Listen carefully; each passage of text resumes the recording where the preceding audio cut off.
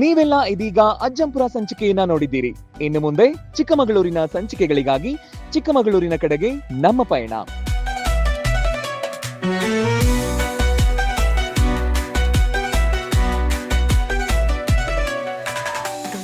ವೀಕ್ಷಕರೇ ನಮಸ್ಕಾರ. ದೂರದರ್ಶನ ಚಂದನ ವಾಹಿನಿಯ ಸಮಸ್ತ ವೀಕ್ಷಕರಿಗೆ ಸ್ಮಾರ್ಟ್ ಸೊಸೆಯಂದಿರು, ಇದು ಮಧುರ ಬಾಂಧವ್ಯಗಳ ಸಂಭ್ರಮ ಕಾರ್ಯಕ್ರಮಕ್ಕೆ ಸ್ವಾಗತ. ವೀಕ್ಷಕರೇ, ತಮಗೆ ಗೊತ್ತಿರೋ ಹಾಗೆ ಸ್ಮಾರ್ಟ್ ಸೊಸೆಯಂದಿರು ತಂಡ ಪ್ರತಿ ಊರುಗಳಿಗೂ ಪ್ರತಿ ಮನೆಗಳಿಗೂ ಭೇಟಿ ಕೊಟ್ಟು ಅತ್ತೆ ಸೊಸೆಯಂದರ ಸಂಬಂಧವನ್ನು ಆ ಒಂದು ಸಂಭ್ರಮಿಸುವ ಪರಿಯನ್ನು ಬಿತ್ತರಿಸ್ತಾ ಸಾಕ್ತಾ ಇದೆ. ಇದೇ ನಿಟ್ಟಲ್ಲಿ ನಮ್ಮ ತಂಡ ಈಗ ಬಂದಿರುವಂಥದ್ದು ಚಿಕ್ಕಮಗಳೂರು. ಚಿಕ್ಕಮಗಳೂರು ಅಂದ ತಕ್ಷಣ ನಮಗೆ ನೆನಪಾಗುವಂಥದ್ದು ಗಿರಿಧಾಮಗಳು, ಪ್ರಕೃತಿಯ ಸೊಬಗು, ಎಲ್ಲದಕ್ಕಿಂತಲೂ ಮುಖ್ಯವಾಗಿ ಕಾಫಿಯ ನಾಡು ಅಲ್ವಾ? ಎಷ್ಟು ಚಂದ ಆ ಸೊಬಗು ನೋಡೋದಕ್ಕೆ. ಹಾಗಾಗಿನೇ ನಾವಿಲ್ಲಿಗೆ ಬಂದಿದ್ದೀವಿ. ಆ್ಯಂಡ್ ಇನ್ನೊಂದು ವಿಷಯ ಏನು ಗೊತ್ತಾ, ಈ ಕಾಫಿ ನಾಡು ಅಂತಂದ ತಕ್ಷಣವೇ ನೀವು ಯೋಚನೆ ಮಾಡಿ, ಕಾಫಿ ಗಿಡ ನೆಟ್ಟ ತಕ್ಷಣ ಕಾಫಿ ಪುಡಿ ಕೊಡಲ್ಲ ಅಲ್ವಾ? ಒಂದಷ್ಟು ಸಮಯ ಬೇಕು ಬೆಳೆಯೋದಕ್ಕೆ. ಬೆಳೆದಾದ್ಮೇಲೆ ಹೂ ಬಿಡುತ್ತೆ, ಹೂ ಬಿಟ್ಟಾದ್ಮೇಲೆ ಒಂದಷ್ಟು ಸಮಯ ಆದಮೇಲೆ ಅದು ಕಾಯಾಗುತ್ತೆ, ಕಾಯಾಗಿ ಅದು ಹಣ್ಣಾಗುತ್ತೆ. ಆ ಹಣ್ಣಿಂದ ಬೀಜ ತೆಗೆದು ಅದನ್ನು ಹುರಿದು ಪುಡಿ ಮಾಡಿದಾಗ ಘಮ ಘಮ ಕಾಫಿ ಪುಡಿ ರೆಡಿ ಆಗುತ್ತೆ. ನಾವು ಅರೆ ವಾ ಎಂಥ ಕಾಫಿ ಅಂತ ಕುಡಿತೀವಿ, ಆ ಸವಿನ ಸವಿತೀವಲ್ವಾ? ಅತ್ತೆ ಸೊಸೆಯಂದರ ಸಂಬಂಧವೂ ಹಾಗೇನೆ. ಸೊಸೆ ಮನೆಗೆ ಬಂದ ತಕ್ಷಣವೇ ಅತ್ತೆ ಸೊಸೆಯಂದ್ರ ಮಧ್ಯೆ ಎಲ್ಲವೂ ಸರಿ ಹೋಗ್ಬಿಟ್ಟಿದೆ, ಚೆನ್ನಾಗಿರ್ತಾರೆ ಅಂತಲ್ಲ, ಸಂಬಂಧಗಳನ್ನು ಬಲಿಯೋದಕ್ಕೆ ಬಿಡಬೇಕು. ಅಂದರೆ ಒಂದಷ್ಟು ಸಮಯ ತಗೊಳ್ಳುತ್ತೆ ಹೊಂದಾಣಿಕೆ ಆಗೋದಕ್ಕೆ. ಮನೆಯ ಆಚಾರ ವಿಚಾರಗಳು ಪದ್ಧತಿಗಳು ಎಲ್ಲವೂ ಗೊತ್ತಾಗ್ತಾ ಹೋಗುತ್ತೆ. ಹಂತಂತವಾಗಿ ಹೇಗೆ ಒಂದು ಗಿಡ ಇದ್ದಿದ್ದು ಕಾಫಿ ಪುಡಿಯಾಗಿ ಘಮಘಮಿಸುವ ರುಚಿಯಾಗುತ್ತೋ ಅದೇ ರೀತಿಯೂ ಸಂಬಂಧ ಬಲಿಯುತ್ತೆ. ಆ ಸೊಬಗು, ಆ ಸಂಬಂಧದ ಒಂದು ನಿಲುವಿದೆಯಲ್ವಾ, ಅದು ಸಾಕ್ತಾ ಹೋಗುತ್ತೆ. ಇದು ಸಂಸಾರಕ್ಕೆ ಬೇಕಾಗುವಂಥದ್ದು. ಬನ್ನಿ ಹಾಗಿದ್ರೆ ಈ ನಿಟ್ಟಲ್ಲಿ ಚಿಕ್ಕಮಗಳೂರಿನ ಪ್ರತಿ ಮನೆಗಳಿಗೂ ಎಷ್ಟೆಷ್ಟು ವಿಷಯಗಳಿದೆ ತಿಳ್ಕೊಳ್ಳುವಂಥದ್ದು, ಅತ್ತೆ ಸೊಸೆಯಂದರ ಸಂಬಂಧಗಳು, ಇವೆಲ್ಲವನ್ನು ಕೂಡ ನಾವು ಸಂಚಿಕೆಯಲ್ಲಿ ನೋಡ್ತಾ ಹೋಗೋಣ. ಈ ನಿಟ್ಟಲ್ಲಿ ನಾವೀಗ ಬಂದಿರುವಂಥದ್ದು ಚಿಕ್ಕಮಗಳೂರಿನ ವಿಜಯಪುರ ಅನ್ನುವ ಏರಿಯಾದಲ್ಲಿರುವ ಒಂದು ಮನೆಗೆ ಬಂದಿದ್ದೀವಿ. ಅತ್ತೆ ಸೊಸೆ ಕಾಯ್ತಾ ಇದ್ದಾರೆ. ಬನ್ನಿ ಹಾಗಿದ್ರೆ ಅವರಿಬ್ಬರ ನಡುವಿನ ಭರವಸೆಯ ಬಳ್ಳಿಯ ಮಾತುಗಳು ಸಾಕಷ್ಟಿದೆ, ಇವತ್ತಿನ ಸಂಚಿಕೆಯಲ್ಲಿ ತಿಳ್ಕೊಳ್ಳೋಣ. ಆರಂಭ ಮಾಡೋಣ. ನಮಸ್ಕಾರ.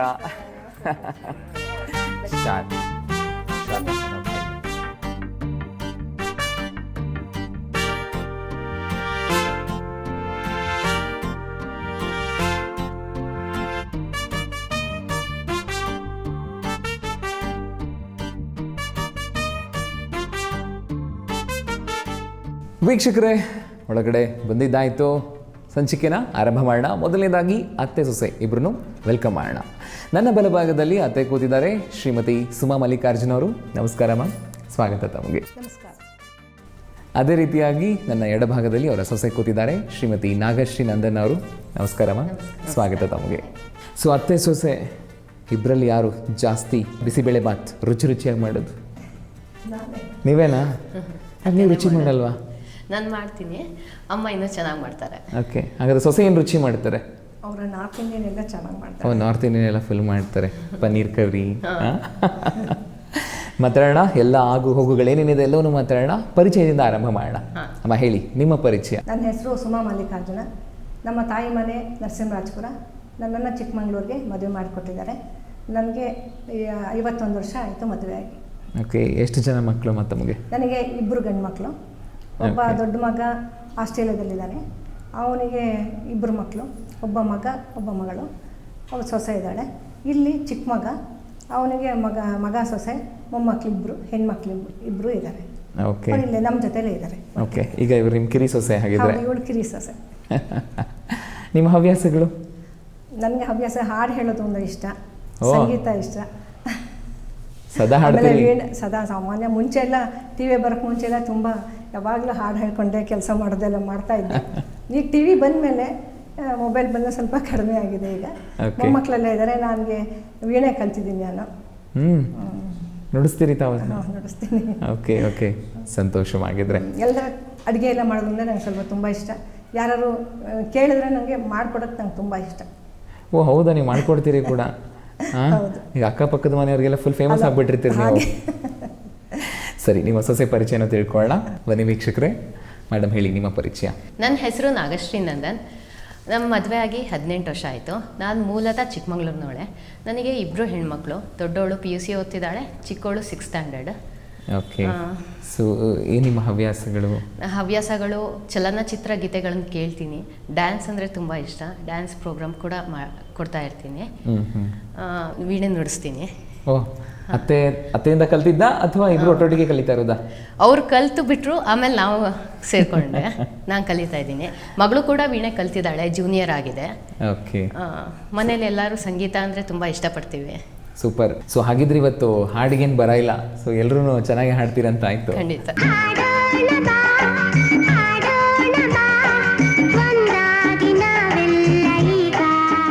ಮೇಡಮ್ ಹೇಳಿ, ಏನು ಅಡ್ವಾಂಟೇಜ್ ಆಗಿದೆ ಚಿಕ್ಕಮಗಳೂರು? ತಾಯಿ ಮನೇನು ಗಂಡನ ಮನೇನು ಒಂದೇ ಊರಲ್ವಾ? ಅಡ್ವಾಂಟೇಜ್ ಅಂದರೆ ಯಾವಾಗ ಅಪ್ಪ ಅಮ್ಮನ ನೋಡಬೇಕು ಅನಿಸುತ್ತೋ ಹೋಗಿ ನೋಡ್ಬೋದು, ಮಾತಾಡಿಸ್ಬೋದು. ಆಮೇಲೆ ಇಲ್ಲೂ ಚೆನ್ನಾಗಿದೆ. ನನಗೆ ಆ ಥರ ಏನು ಬದಲಾವಣೆ ಅನ್ನಿಸ್ಲೇ ಇಲ್ಲ. ತವ್ರ ಮನೆ ಗಂಡನ ಮನೆ ಅಂತ ಡಿಫ್ರೆನ್ಸ್ ಕೂಡ ಕಾಣಲಿಲ್ಲ. ಚೆನ್ನಾಗಿದೆ, ಚೆನ್ನಾಗಿದ್ದೀವಿ. Super super. ಓಕೆ, ಹೇಳಿಮ್ಮ, ಸೊಸೆ ಬಂದ ತಕ್ಷಣ ನಾನು ಹಿಂಗೆ ಇರಬೇಕು ಅಂತೇನಾದರೂ ಇತ್ತಾ? ಇಷ್ಟೇ ಮಾತಾಡಬೇಕು, ಅವ್ರ ಹತ್ರ ಹಿಂಗೆ ನಡ್ಕೋಬೇಕು, ಹಾಗಿದ್ರೆ ಮಾತ್ರ ಹತೋಟಿಯಲ್ಲಿರ್ತಾರೆ, ಇಲ್ಲಾಂದ್ರೆ ಇರಲ್ಲ ಅಂತ ಏನಾದರೂ ಇತ್ತಾ? ಇಲ್ಲ ಸರ್, ಯಾವಾಗಲೂ ಆ ಥರ ಅಂದ್ಕೊಂಡಿಲ್ಲ. ಯಾವಾಗಲೂ ಒಂಥರ ನನ್ನ ಮಗಳ ಥರನೇ ಅವಳು ಅಂದ್ಕೊಂಡಿದ್ದೀನಿ. ನನಗೆ ಹೆಣ್ಮಕ್ಳು ಇಲ್ವಲ್ಲ, ಹಾಗಾಗಿ ಇಬ್ಬರು ಹೆಣ್ಮಕ್ಳೇ ಅಂತ ಅಂದ್ಕೊಂಡೆ. ನಾನು ಅವಳು ಯಾವಾಗಲೂ ಮಗಳ ಥರನೇ ನಡ್ಕೊಂಡಿದ್ದೀನಿ. Super super. ಸೊ ವೀಕ್ಷಕರೇ, ಈಗೊಂದು ಪ್ರಶ್ನೆ ತೊಗೊಳ್ಳೋಣ. ಏನು ಅಂತಂದರೆ, ಈಗ ನಿಮಗಿಬ್ಬರು ಗಂಡು ಮಕ್ಕಳು, ಒಬ್ಬರು ಫಾರಿನಲ್ಲಿದ್ದಾರೆ, ಅವ್ರ ಕುಟುಂಬ ಅಲ್ಲಿದೆ, ನೀವಿಲ್ಲಿದ್ದೀರಿ ಒಟ್ಟಿಗೆ. ಸಾಮಾನ್ಯವಾಗಿ ಅತ್ತೆ ಸೊಸೆ ಮಧ್ಯೆ ಹೇಗೆ ಜಗಳಗಳು ಬರಬಹುದು ಅನ್ನೋದಕ್ಕೆ ಇದು ಒಂದು ಉದಾಹರಣೆ ಆಗುತ್ತೆ. ಇಬ್ಬರು ಮಕ್ಕಳಲ್ವಾ, ಸೊ ತಂದೆ ತಾಯಿನ ನೋಡ್ಕೊಳ್ಳುವಂಥ ಜವಾಬ್ದಾರಿ ಇಬ್ರಿಗೂ ಇರುತ್ತೆ ಸಾಮಾನ್ಯವಾಗಿ. ಸೊ ಈಗ ಒಬ್ಬ ಮಗ ಫಾರಿನಲ್ಲಿದ್ದಾರೆ, ಇನ್ನೊಬ್ಬ ಮಗ ಇಲ್ಲಿದ್ದಾರೆ. ಸೊ ಇವ್ರ ಆಗು ಹೋಗುಗಳನ್ನು ಅಂದರೆ ಅತ್ತೆ ಮಾವನ್ನ ಆರೈಕೆ ಆಗಲಿ, ಆಗು ಹೋಗುಗಳು ಏನೇನಿದೆ ಎಲ್ಲವನ್ನೂ ಕೂಡ ನಾವಷ್ಟೇ ನೋಡ್ಕೋಬೇಕಲ್ವಾ? ಅವ್ರಿಗೆ ಹುಷಾರಿಲ್ಲ ಅಂದ್ರೆ ನಾವೇ ನೋಡ್ಕೋಬೇಕು, ಅವ್ರಿಗೆ ಏನಾದರೂ ಸಿನಿಮಾ ತೋರಿಸ್ಬೇಕು ಅಂದ್ರೆ ನಾವೇ ಕರ್ಕೊಂಡು ಹೋಗ್ಬೇಕು, ಬಟ್ಟೆ ಬರೆ ನೋಡ್ಕೋಬೇಕು, ಎಲ್ಲನೂ ನಾವೇ ನೋಡ್ಕೋಬೇಕು, ತಪ್ಪಿಲ್ಲ. ಬಟ್ ಹಿರಿಮಗನೂ ಕೂಡ ಅದಕ್ಕೆ ಹಕ್ಕದಾರ ಅಲ್ವಾ? ಸೊ ಅವ್ರು ಮಾತ್ರ ಅಲ್ಲಿ ಆರಾಮಾಗಿ ಎಂಜಾಯ್ ಮಾಡ್ತಿರ್ತಾರೆ, ನಾವು ಮಾತ್ರ ಇಲ್ಲಿ ಸೇವೆ ಮಾಡಬೇಕಾ ಅನ್ನೋ ಕಾರಣಕ್ಕೂ ಜಗಳ ಬರುತ್ತೆ ಸಾಮಾನ್ಯವಾಗಿ ಅಲ್ವಾ? ಹೌದಾ ಇಲ್ವಾ? ಸೊ ಎಷ್ಟೋ ಮನೆಗಳಲ್ಲಿ ಇದೇ ಕಾರಣಕ್ಕೆ ಆಗ್ತಾ ಇರುತ್ತೆ. ಸೊ ಈ ವಿಷಯಕ್ಕೆ ನೀವು ಒಬ್ಬ ಅತ್ತೆಯಾಗಿ ಹೇಳೋದಾದ್ರೆ ಏನು ಹೇಳ್ತೀರಿ? ಈಗ ನಮ್ಮ ಮನೇಲಿ ಇಬ್ಬರು ಮಕ್ಕಳಂದ್ರೆ ಎರಡು ಕಣ್ಣುಗಳಿದ್ದ ಹಾಗೆ, ಅವನು ಎಲ್ಲದಕ್ಕೂ ಕಷ್ಟ ಸುಖದಲ್ಲಿ ಭಾಗಿಯಾಗ್ತಾನೆ. ಯಾವ ಥರ ಆ ವಿಚಾರದಲ್ಲಿ ಇಬ್ಬರು ಮಕ್ಕಳದ್ದು ಯಾವ ಥರದ್ದು ಏನು ಪ್ರೀತಿ ಆಗಲಿ ನೋಡ್ಕೊಳ್ಳೋದಾಗ್ಲಿ ಇಬ್ಬರು ಸಮವಾಗೇ ನೋಡ್ಕೊತಾರೆ. Okay okay. ಸೊ ಯಾವತ್ತೂ ಬರ್ತಾ ಇರ್ತಾನೆ ಇಲ್ಲಿಗೆ, ಒಂದೂವರೆ ವರ್ಷ 2 ವರ್ಷಕ್ಕೊಂದ್ಸತಿ ಬರ್ತಾ ಇರ್ತಾನೆ. ನಾವು ಹೋಗ್ತಾ ಇರ್ತೀವಿ. ಈಗ ನಾನು 4 ಸತಿ 5 ಸತಿ ಹೋಗಿ ಬಂದಿದ್ದೀನಿ. ಈಗ ಹೋಗಿ ಬಂದು ಈಗ 2 ತಿಂಗಳಾಯ್ತು ಈಗ. ಸೊ ಎರಡೂ ಕಡೆಗೂ ಸಮಭಾಗ ಇದೆ ಅಂತೀರಿ. ವೀಕ್ಷಕರಿಗೆ ಏನು ಹೇಳ್ತೀರಿ? ಎಷ್ಟೋ ಮನೆಗಳಲ್ಲಿ ಈ ಥರದ ಕಾರಣಕ್ಕೆ, ಅಂದರೆ ಒಬ್ಬ ಮಗ ಬೆಂಗಳೂರಲ್ಲಿ ಇರ್ತಾನೆ, ಇನ್ನೊಬ್ಬ ಮಗ ಸ್ವಂತ ಊರಲ್ಲಿ ಇರ್ತಾನೆ, ಅಥವಾ ಒಬ್ಬ ಮಗ ಫಾರಿನಲ್ಲಿ ಇರ್ತಾನೆ, ಇನ್ನೊಬ್ಬ ಮಗ ತಂದೆ ತಾಯಿ ಹತ್ರ ಇರ್ತಾನೆ. ಸೊ ಒಬ್ರು ನೋಡ್ಕೊಳಕ್ಕಾಗತ್ತೆ, ಇನ್ನೊಬ್ರು ನೋಡ್ಕೊಳಕ್ಕಾಗಲ್ಲ. ಸೊ ಅತ್ತೆ ಸೊಸೆ ಜಗಳ ಅಲ್ಲಿ ಶುರುವಾಗುತ್ತೆ. ಯಾಕತ್ತೆ ನಾವೇ ನೋಡ್ಕೋಬೇಕು, ಅವರಲ್ಲ ಅವ್ರಿಗೆ ಹೇಳಿ ನಮ್ಗೆ ಹೇಳ್ತೀರಲ್ಲ ನೀವು.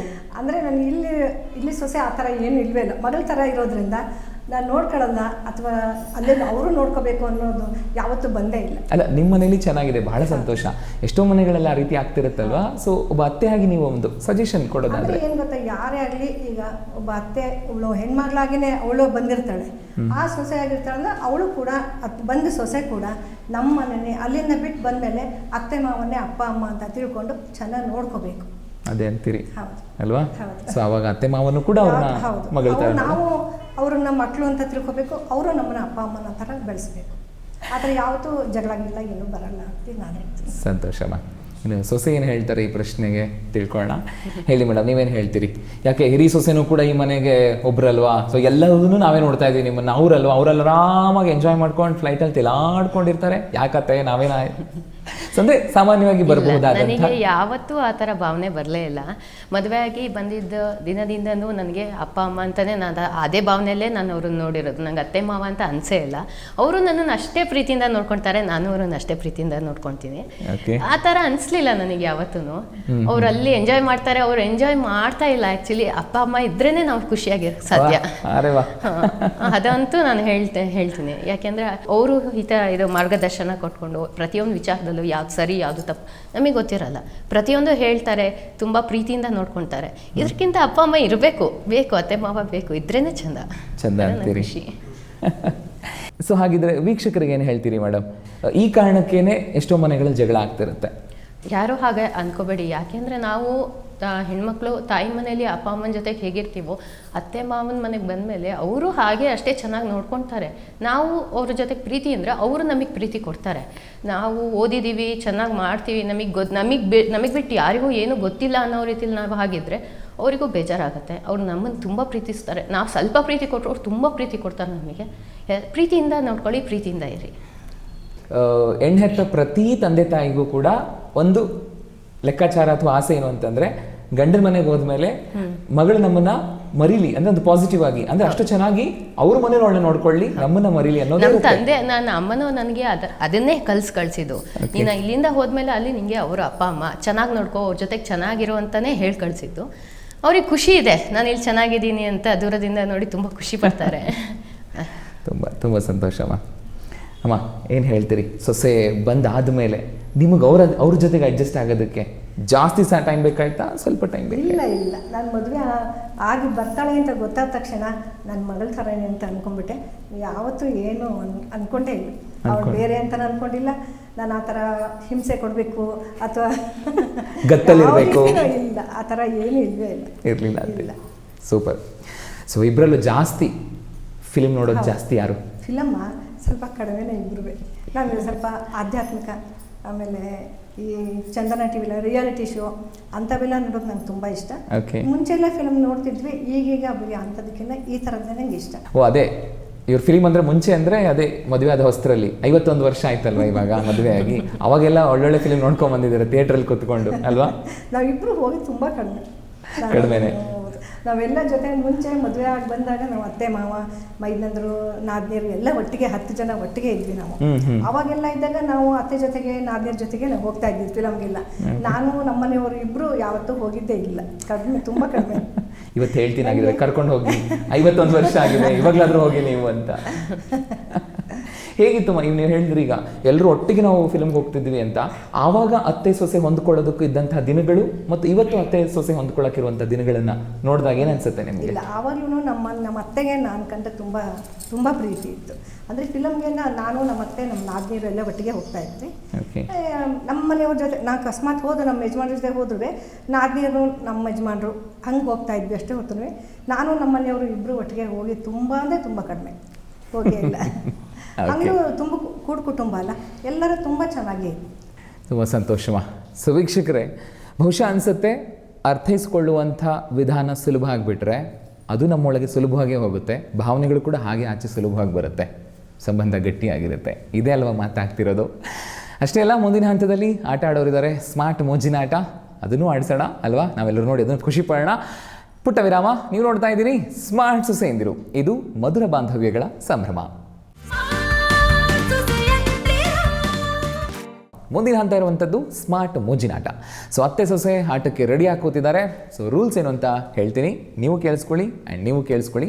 ಸೊ ನಾನೀಗ ಅತ್ತೆ ಸೊಸೆ ಇಬ್ಬರು ಕೈಗೂ ಕೂಡ ಏನೋ ಬ್ಯಾಂಡ್ ಹಾಕಿದ್ದೀವಿ. ಇದು ಡಬಲ್ ಸೈಡ್ ಸ್ಟಿಕ್ಕರು, ಒಂದು ಸರಿ ಹಿಂಗೆ ತೋರಿಸ್ಬಿಡಿ. ಓಕೆ.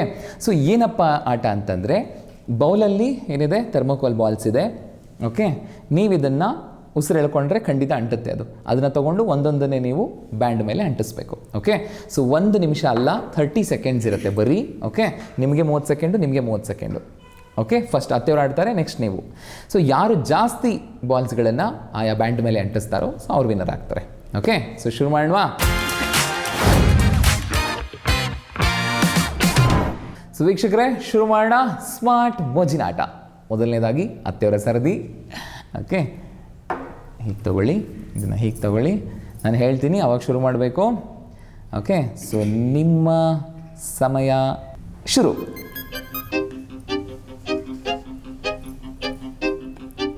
ಬೇಗ ಬೇಗ ಬೇಗ ಬೇಗ. ಎಸ್, 10 ಸೆಕೆಂಡ್ಸ್ ಆಯಿತು.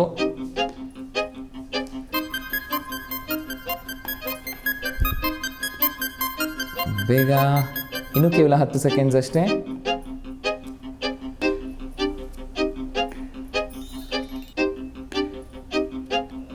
ನಿಮ್ಮ ಸಮಯ ಇಲ್ಲಿಗೆ ಮುಗೀತು.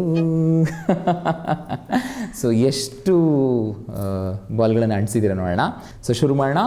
1 2 3 4 5 6 7 8 9, 10, 11, 12, 13.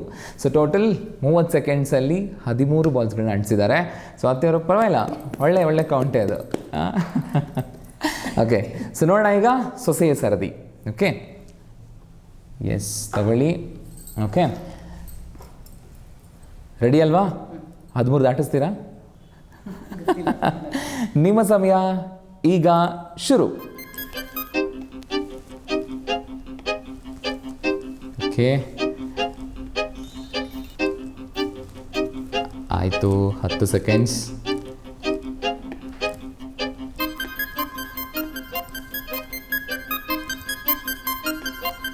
ಇನ್ನು ಉಳಿದಿರೋಂಥದ್ದು ಬರೀ 10 ಸೆಕೆಂಡ್ಸ್ ಅಷ್ಟೇ, ಬೇಗ.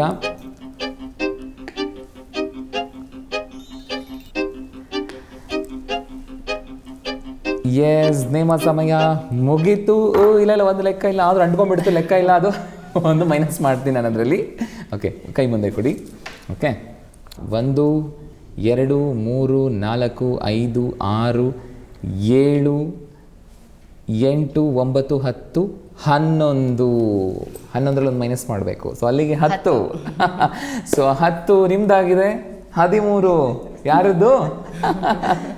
ಅತ್ತೆಯವ್ರದ್ದಾಗಿದೆ. ಸೊ ಅಲ್ಲಿಗೆ ಸುಮಾರು ವಿನ್ನರ್ ಆಗಿರುವಂಥದ್ದು. ಬರಲಿ ಚಪ್ಪಾಳೆ, ಅಭಿನಂದನೆಗಳು ತಮಗೆ. ಓಕೆ, ಸೊ ವೀಕ್ಷಕರೇ, ಸ್ಮಾರ್ಟ್ ಮೋಜಿನ ಆಟ ಎಷ್ಟು ಖುಷಿ ಕೊಡುತ್ತೆ ಅಲ್ವಾ? ಚಿಕ್ಕ ಆಟನೇ ಅದು, ಬಹಳ ದೊಡ್ಡ ಖುಷಿ ಕೊಡುತ್ತೆ. ಅದನ್ನೇ ನಾವು ಹೇಳುವಂಥದ್ದು. ಸಂಬಂಧಗಳನ್ನು ಗಟ್ಟಿ ಆಗಿಸೋದಕ್ಕೆ ಇದು ಒಂದು ದಾರಿನೇ. ಸಮಯ ಸಿಕ್ಕಾಗ ಅದನ್ನು ಮಾಡಿ ಸಂಬಂಧಗಳನ್ನು ಗಟ್ಟಿ ಆಗಿಸ್ತಾ ಸಂಭ್ರಮಿಸೋಣ ಅಲ್ವಾ? ಸೊ ಮುಂದಿನ ಹಂತದಲ್ಲಿ ಅತ್ತೆ ಸೊಸೆ ಇಬ್ಬರು ಹಾಡಾಡೋರು ಇದ್ದಾರೆ. ಸ್ಮಾರ್ಟ್ ಸಿಂಗಿಂಗ್ ಇದೆ. ಸೊ ಈಗ ಒಂದು ಪುಟ್ಟ ವಿರಾಮ. ನೀವು ನೋಡ್ತಾ ಇದ್ದೀರಿ ಸ್ಮಾರ್ಟ್ ಸೊಸೆಯಂದಿರು. ಇದು ಮಧುರ ಬಾಂಧವ್ಯಗಳ ಸಂಭ್ರಮ. ಸೊ ಮುಂದಿನ ಹಂತ ಇರುವಂಥದ್ದು ಸ್ಮಾರ್ಟ್ ಸಿಂಗಿಂಗ್. ಸೊ ಎಷ್ಟು ಚೆನ್ನಾಗಿ ಆಟ ಆಡಿದ್ರು ಅಲ್ವಾ? ಎಷ್ಟು ಚೆನ್ನಾಗಿ ಹಾಡ್ತಾರೆ ಅದನ್ನು ನೋಡೋಣ. ಸೊ ಅತ್ತೆ ಸೊಸೆ ಎಲ್ಲೂ ಸರ್ಕೊಳ್ಳೋಕ್ಕೆ ಆಪ್ಷನ್ ಇಲ್ಲ, ಅಷ್ಟು ಹೊಂದಾಣಿಕೆಯಿಂದ ಇದ್ದಾರೆ. ಸೊ ಹಾಡಿನಲ್ಲಿ ಪಂದ್ಯ ಅಂದಮೇಲೆ ಗೆಲ್ಲೇಬೇಕು ಅಲ್ವಾ? ಪಂದ್ಯನೇ. ಗೆಲ್ತೀರಿ? ಸೊಸೆನ ಸೋಲ್ಸ್ಬಿಡಿ ಹೆಂಗಾದರೂ ಮಾಡಿ. ಓಕೆ, ಸೊ ರೂಲ್ಸ್ ಏನಪ್ಪ ಅಂದರೆ 3 ಹಾಡುಗಳ ಚರಣಗಳನ್ನು ನಾನು ಹಾಡ್ತೇನೆ, ಒಂದಾದ್ಮೇಲೆ ಒಂದು. ನೀವು ಅದನ್ನ ಗೆಸ್ ಮಾಡಬೇಕು, ಪಲ್ಲವಿಯಿಂದ ಆರಂಭ ಮಾಡಬೇಕು. ಸರಿನಾ? ಹಾಗಾದರೆ ಶುರು ಮಾಡೋಣ. ಸೊ ವೀಕ್ಷಕರೇ, ಶುರು ಮಾಡೋಣ ಸ್ಮಾರ್ಟ್ ಸಿಂಗಿಂಗ್.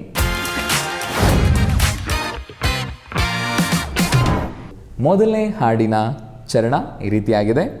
ಕಣ್ಣಲ್ಲೇ ಕರೆದು ಹೊಂಗನ ಸಾತೆರೆದು ಸಂಗಾತಿ ಸಂಪ್ರೀತಿ ಸೆಳೆದೆ, ಅನುರಾಗ ಹೊಳೆದು ಅನುಬಂಧ ಬೆಳೆದು ನಮ್ಮೂರ ಮಂದಾರ ಹೂವೇ, ನನ್ನೊಲುಮೆ ಬಾಂದಳದ ಚೆಲುವೆ, ಬಳಿ ಬಂದು ಬಾಳನ್ನು ಬೆಳಗು, ನನ್ನ ಬರಿದಾದ ಮನದಲ್ಲಿ ಮಿನುಗು, ನಮ್ಮೂರ ಮಂದಾರ ಹೂವೇ. ಸೂಪರ್. ಅಲ್ಲಿ ಚಪ್ಪಾಳೆ. ಅತ್ತೆಗೆ ಸೊಸೆ ಚಪ್ಪಾಳೆ ಹಾಕಬೇಕು, ಸೊಸೆಗೆ ಅತ್ತೆ ಚಪ್ಪಾಳೆ ಹಾಕಬೇಕು. ಇದು ಎಂಥದ್ದಿದು? ಬರಲಿ ಚಪ್ಪಾಳೆ. ಓಕೆ, ಇವಾಗ ಇಲ್ಲಿ ಯಾರು ಗೆಸ್ ಮಾಡಿದ್ರು ಅನ್ನೋದೇ ಭಾಳ ಕುತೂಹಲದ ಸಂಗತಿ. ಅತ್ತೆ ಇನ್ನೂ ತುಟಿ ತೆಗಿತಾ ಇದ್ರು ಅಷ್ಟೊತ್ತಿಗೆ ಸೊಸೆ ಹೇಳಿದ್ದಾರೆ. ಸೊ ಆ ಹಂತದಲ್ಲಿ ನೋಡೋದಾದರೆ ಸೊಸೆಗೆ ಪಾಯಿಂಟ್ ಕೊಡಲೇಬೇಕಾಗತ್ತೆ. ಬಿಟ್ಕೊಟ್ಬಿಟ್ರಿ ಹಾಗಿದ್ರೆ. ಸೊ ಬಂದಿದೆ, ಅಭಿನಂದನೆಗಳು, ಪಾಯಿಂಟ್ ನಿಮಗೆ. ಸೊ ಮುಂದಿನ ಹಾಡಿನ ಚರಣ ಈ ರೀತಿಯಾಗಿದೆ. ನೀ ಪಕ್ಕ ಇದ್ರೆ ಹಿಂಗೆ ಬೆಟ್ಟಾನ್ ಎತ್ತೀನ್ ಬೆಳ್ಳಾಗೆ, ಆಸೆ ನಮ್ಮ ಬಾಳ್ವೆಗೆ, ಪ್ರೀತಿನೇ ಆದ್ಯಾರು ತಂದ ಆಸ್ತಿ ನಮ್ಮ ಬಾಳ್ವೆಗೆ, ಹಸಿವಿನಲ್ಲೂ ಹಬ್ಬಾನೇ ದಿನವೂ ನಿತ್ಯವೂ ಗಾದಿನೇ, ನನ್ನ ನಿಮ್ಮ ಬಾಳಿಗೆ ಪ್ರೀತಿನೇ ಆದ್ಯಾರು ತಂದ ಆಸ್ತಿ ನಮ್ಮ ಬಾಳ್ವೆಗೆ. ಸೂಪರ್. ಬರಲಿ ಅತ್ತೆಗೆ ಚಪ್ಪಾಳೆ. ಸೊ ಒಂದು ಪಾಯಿಂಟ್ ನಿಮಗೆ ಸಿಕ್ಕಿದೆ ಇವಾಗ. ಸೊ ನೋಡೋಣ ಮೂರನೇ ಹಾಡಿನ ಚರಣ ಈ ರೀತಿಯಾಗಿದೆ. 7 ಬಣ್ಣಗಳ ಕಾಮನ ಬಿಲ್ಲು ನಮ್ಮದೇನೆ, ಪ್ರೇಮದೋಟ ಮಾಡುವ ಅಲ್ಲೊಂದು ಪ್ರೇಮದ ಗೂಡನ್ನ ಕಟ್ಟುವ, ಈ ನಮ್ಮ ಪ್ರೇಮ ರಾಗ ಹಾಡುವ ಪ್ರೇಮ ಗೀತೆ ಚಿನ್ನ, ಅಲ್ಲಲ್ಲ ಇದು ಎಷ್ಟು ಸಾರಿ ಹಾಡಿದರು ಚೆನ್ನ, ಇದು ನಿಲ್ಲಲಾರದೆಂದು ಕೊನೆಯಾಗಲಾರದೆಂದು ಈ ಪ್ರೇಮ ಲೋಕದ ಗೀತೆಯು. ಇದು ನನ್ನ ನಿನ್ನ ಪ್ರೇಮ ಗೀತೆ ಚಿನ್ನ, ಇದು ಎಷ್ಟು ಸಾರಿ ಹಾಡಿದರು ಚೆನ್ನ, ಇದು ನಿಲ್ಲಲಾರದೆಂದು ಕೊನೆಯಾಗಲಾರದೆಂದು ಈ ಪ್ರೇಮ ಲೋಕದ ಗೀತೆಯು. ಒಲೆ ಚಪ್ಪಾಳೆ. ಸೂಪರ್. ಸೊಸೆ ಗೆದ್ದುಬಿಟ್ರು ಅಂತ 2 ಪಾಯಿಂಟ್ ತಗೊಂಡಿದ್ದಾರೆ. ಅಭಿನಂದನೆಗಳು ತಮಗೆ. ನೋಡಿ, ಪ್ರೀತಿ ಅನ್ನೋಂಥದ್ದು ಎಷ್ಟು ಮುಖ್ಯ ಅಲ್ವಾ? ಗಂಡ ಹೆಂಡತಿ ಮಧ್ಯೆ ಇರಬಹುದು, ಮಕ್ಕಳು ತಾಯಿ ಮಧ್ಯೆ ಇರಬಹುದು, ಎಲ್ಲ ಸಂಬಂಧದಲ್ಲಿ ಪ್ರೀತಿ ಬಹಳ ಮುಖ್ಯ. ಸೊ ಅದನ್ನು ಕೊಡೋಣ, ತಗೊಳ್ಳೋಣ, ಅದೇ ಜೀವನ, ರೈಟ್? ಇದ್ರ ಜೊತೆಗೆ ನಾವು ಎಷ್ಟೇ ಯೋಚನೆ ಮಾಡಿದ್ರು ನಮ್ಮ ಸಂಬಂಧಗಳು ಯಾಕೆ ಅಥವಾ ಮನೆಗಳಲ್ಲಿ ಯಾಕೆ ಜಗಳಗಳಾಗ್ತಾ ಇರುತ್ತೆ, ಅಥವಾ ನಾವು ಎಷ್ಟೇ ಚೆನ್ನಾಗಿ ಇರಬೇಕಂದ್ರೂ ಕೂಡ ಯಾವುದೋ ಒಂದು ಕಾರಣಕ್ಕೆ ಜಗಳ ಶುರುವಾಗುತ್ತೆ, ದೊಡ್ಡದಾಗ್ಬಿಡುತ್ತೆ, ಮನಸ್ತಾಪಗಳು ಬರುತ್ತೆ ಅನ್ನೋದಾದರೆ ಸ್ಮಾರ್ಟ್ ಸಲಹೆ ಅನ್ನುವಂಥದ್ದು ನಮ್ಮ ಕಾರ್ಯಕ್ರಮದಲ್ಲಿರುವಂಥ ಮತ್ತೊಂದು ಸೆಗ್ಮೆಂಟ್. ಅಲ್ಲಿ ಹೇಳುವಂಥ ವಿಷಯಗಳು ಬಹಳನೇ ಮುಖ್ಯವಾಗಿರುತ್ತೆ, ಅದು ಸಂಬಂಧಗಳನ್ನು ಗಟ್ಟಿ ಮಾಡುತ್ತೆ. ಬರೀ ಹಾಗಾದರೆ ಇವತ್ತಿನ ಸ್ಮಾರ್ಟ್ ಸಲಹೆ ಏನು ಅಂತ ತಿಳ್ಕೊಳ್ಳೋಣ. ಇದನ್ನು ತಿಳಿಸ್ಕೊಡ್ತಾ ಇದ್ದಾರೆ ಖ್ಯಾತ ಆಪ್ತ ಸಲಹೆಗಾರಾದಂತಹ ಶ್ರೀಮತಿ ಸುಷ್ಮಾ ಕೌಶಿಕ್ ಅವರು. ಸ್ಮಾರ್ಟ್ ಸಲಹೆ ನಿಮಗಾಗಿ.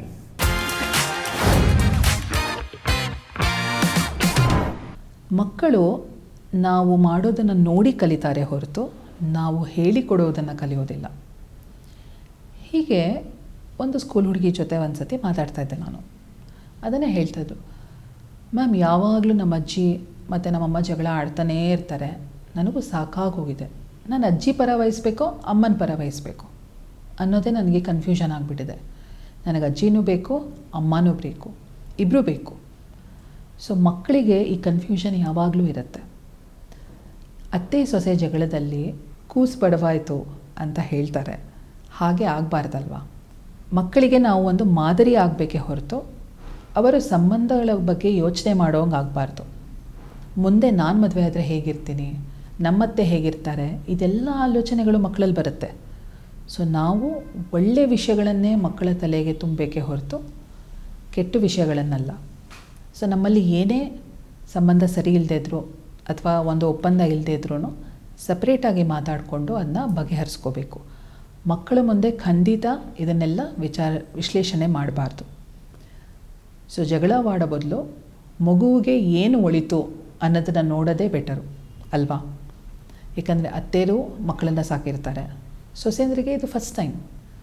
ಸೊ ಅವರಿಗೂ ಅವಕಾಶ ಕೊಟ್ಟು ಇವರು ತಪ್ಪಾದಾಗ ತಿದ್ದಿ ಖಂಡಿತ ಒಂದು ಮಾರ್ಗದರ್ಶನ ನೀಡಿ ಸಂಸಾರವನ್ನು ಆರೋಗ್ಯವಾಗಿ ಸಂತೋಷವಾಗಿ ಸಾಗಿಸಬೇಕು.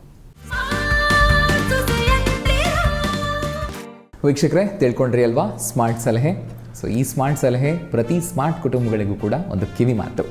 ಆ್ಯಂಡ್ ಹಾಗೆಯೇ ಧನ್ಯವಾದಗಳು. ಪ್ರತಿಯೊಬ್ಬರು ಕೂಡ ಸ್ಮಾರ್ಟ್ ಸಲಹೆ ಕುರಿತಾಗಿ ನಿಮ್ಮ ಒಳ್ಳೆಯ ಅಭಿಪ್ರಾಯಗಳನ್ನ ಹಂಚ್ಕೊಳ್ತಾ ಇದ್ದೀರಿ, ಇದು ಉಪಯುಕ್ತ ಆಗ್ತಾ ಇದೆ ಅಂತ ಹೇಳ್ತಾ ಇದ್ದೀರಿ. ಧನ್ಯವಾದಗಳು. ಬನ್ನಿ, ಅತ್ತೆ ಸೊಸೆ ಕಾರ್ಯಕ್ರಮದಲ್ಲಿ ಭಾಗವಹಿಸಿದ್ದಾರೆ, ಅವರು ಹೇಗೆ ಅನ್ನಿಸ್ತು ತಿಳ್ಕೊಳ್ಳೋಣ. ಮೊದಲನೇದಾಗಿ ಅಮ್ಮ ಹೇಳಿ, ಹೇಗೆ ಅನ್ನಿಸ್ತು ಕಾರ್ಯಕ್ರಮದಲ್ಲಿ ಭಾಗವಹಿಸಿ? ತುಂಬ ಚೆನ್ನಾಗಿತ್ತು ಕಾರ್ಯಕ್ರಮ, ತುಂಬ ಚೆನ್ನಾಗಿದೆ.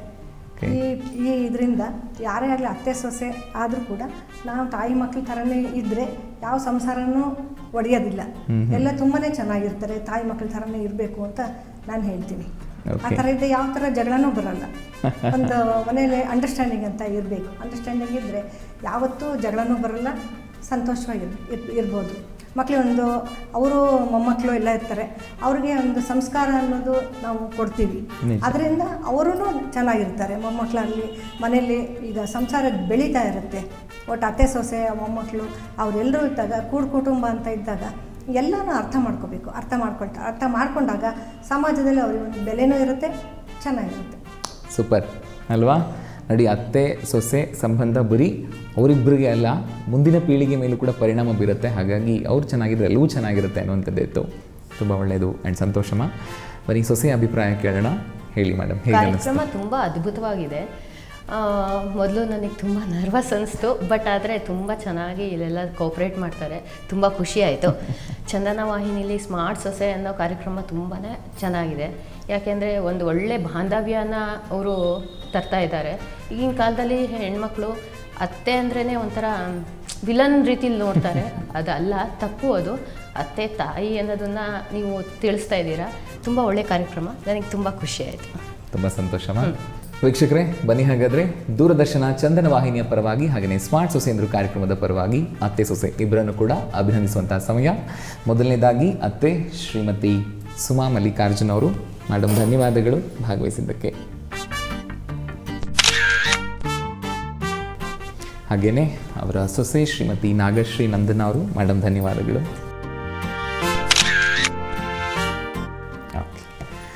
ಸೊ ವೀಕ್ಷಕರೇ, ನಾವು ಎಷ್ಟು ಕಾಳಜಿ ವಹಿಸ್ತೀವಲ್ಲ ಕೆಲವೊಂದು ವಿಷಯಗಳಿಗೆ. ಉದಾಹರಣೆಗೆ ಒಗ್ಗರಣೆಗೆ ಅಂತ ಎಣ್ಣೆ ಹಾಕಿರ್ತೀವಿ. ಎಲ್ಲಿ ಜಾಸ್ತಿ ಎಣ್ಣೆ ಕಾದ್ಬಿಟ್ರೆ ಸಾಸಿವೆ ಹಾಕಿದಾಗ ಗೊತ್ತಾಗ್ಬಿಡುತ್ತೋ ಅಂತ ಗಮನ ಇಟ್ಟು ಸರಿಯಾದ ಸಮಯಕ್ಕೆ ಸಾಸಿವೆ ಹಾಕ್ತೀವಿ, ರುಚಿ ಬರುತ್ತೆ. ಇಲ್ಲಾಂದರೆ ರುಚಿ ಹಾಳಾಗುತ್ತೆ ಅಂತ. ಒಂದು ಹೊತ್ತಿಗೆ ತಿನ್ನೋ ಊಟಕ್ಕೆ ನಾವು ಅಷ್ಟು ಪ್ರಾಮುಖ್ಯತೆ ಕೊಟ್ಟು ಸಮಯ ಕೊಟ್ಟು ಇರ್ತೀವಿ ಅಂತಂದ ಮೇಲೆ ಸಂಬಂಧಗಳು ಹಾಳಾಗದಂತೆ ಹೇಗೆ ಕಾಪಾಡ್ಕೊಳ್ಬೇಕು ಅನ್ನೋ ಕಡೆ ಕೂಡ ಕಾಳಜಿ ಬೇಕಲ್ವ. ಕಾಳಜಿ ಕೊಡಬೇಕು ಅನ್ನೋದು ಇಟ್ಕೊಂಡ್ರೆ ಖಂಡಿತ ಕೊಡ್ತೀವಿ, ಸಂಬಂಧಗಳು ಯಾವುದೂ ಹಾಳಾಗಲ್ಲ. ಹಾಳಾಗೋದಿದ್ರೂ ಕೂಡ ಅದನ್ನು ಸರಿಪಡಿಸ್ಕೊಂಡು ನಾವು ಮತ್ತೆ ಮುಂದುವರಿತೀವಿ. ಅದೇ ಜೀವನ ಅಲ್ವಾ. ಈ ನಿಟ್ಟಲ್ಲಿ ಬಹುಶಃ ನೀವು ಯೋಚನೆ ಮಾಡ್ತಿರ್ಬೋದು, ಕಾರ್ಯಕ್ರಮದಲ್ಲಿ ನಾವು ಭಾಗವಹಿಸ್ಬೇಕಲ್ವಾ, ಹೇಗೆ ಮಾಡೋದು, ಏನು ಮಾಡೋದು ಅಂತ. ಅಗತ್ಯವಾಗಿ ಭಾಗವಹಿಸಬಹುದು. ಏನಪ್ಪ ಮಾಡಬೇಕು ಅಂದರೆ ಅತ್ತೆ ಸೊಸೆ ಇಬ್ಬರ ಹೆಸರು, ವಯಸ್ಸು, ಊರು, ವಿಳಾಸ, ದೂರವಾಣಿ ಸಂಖ್ಯೆ ಮತ್ತು ಪರಿಚಯ ಏನಿದೆ, ಹಾಗೆಯೇ ಹವ್ಯಾಸಗಳೇನಿದೆ, ಇದಿಷ್ಟನ್ನು ಕೂಡ ನೀವು ತಿಳಿಸ್ಬೇಕಾಗುತ್ತೆ. ಮತ್ತು ಬಹುಮುಖ್ಯವಾಗಿ ಇಬ್ಬರು ಕೂಡ ಒಟ್ಟಿಗೆ ನಿಂತು ತೆಗೆಸ್ಕೊಂಡಿರುವಂಥ ಇತ್ತೀಚಿನ ಭಾವಚಿತ್ರ, ಅದನ್ನು ಕೂಡ ಕಳಿಸ್ಕೊಡ್ಬೇಕಾಗುತ್ತೆ. ನೆನಪಿರಲಿ, ಇದಿಷ್ಟು ಮಾಹಿತಿ ಪೂರ್ಣವಾಗಿದ್ದರೆ ಖಂಡಿತವಾಗ್ಲೂ ನಮ್ಮ ತಂಡ ನಿಮ್ಮನ್ನು ಸಂಪರ್ಕ ಮಾಡುತ್ತೆ. ಹಾಗಾಗಿ ಪರಿಪೂರ್ಣವಾದ ಮಾಹಿತಿ ಇರಲಿ. ಇದಿಷ್ಟು ವಿವರಗಳನ್ನು ನೀವು ಪತ್ರದ ಮೂಲಕನೂ ತಲುಪಿಸಬಹುದು ಅಥವಾ ಇಮೇಲ್ ಮೂಲಕನೂ ತಲುಪಿಸಬಹುದು. ಪತ್ರದ ಮೂಲಕ ತಲುಪಿಸ್ತೀರಿ ಅಂತ ಆದರೆ ನಮ್ಮ ವಿಳಾಸ ಈ ರೀತಿಯಾಗಿದೆ. ನಿರ್ಮಾಪಕರು ಸ್ಮಾರ್ಟ್ ಸೊಸೆಂದ್ರು ಕಾರ್ಯಕ್ರಮ, ದೂರದರ್ಶನ ಕೇಂದ್ರ, JC ನಗರ, ಬೆಂಗಳೂರು 560006. ಅಥವಾ ಇಮೇಲ್ ಮೂಲಕ ಕಳಿಸ್ತೀರಿ ಅಂತ ಆದರೆ ನಮ್ಮ ಇಮೇಲ್ ID dd.smartsosendru@gmail.com. ವೀಕ್ಷಕರೇ, ಮುಂದಿನ ಸಂಚಿಕೆಯಲ್ಲಿ ಸಂಬಂಧಗಳ ಮಾತು, ಸಂಭ್ರಮಿಸುವ ಪರಿ, ಬೆಸುಗೆಯ ಮಾತು ಎಲ್ಲವನ್ನೂ ಕೂಡ ಹೊತ್ತು ತರ್ತೀವಿ ಅಂತ ಹೇಳ್ತಾ ಇವತ್ತಿನ ಕಾರ್ಯಕ್ರಮವನ್ನು ಮುಗಿಸ್ತಾ ಇದ್ದೀವಿ. ಇದಾಗಿತ್ತು ಸ್ಮಾರ್ಟ್ ಸೊಸೆಂದಿರು. ಇದು ಮಧುರ ಬಾಂಧವ್ಯಗಳ ಸಂಭ್ರಮ. ನಮಸ್ಕಾರ.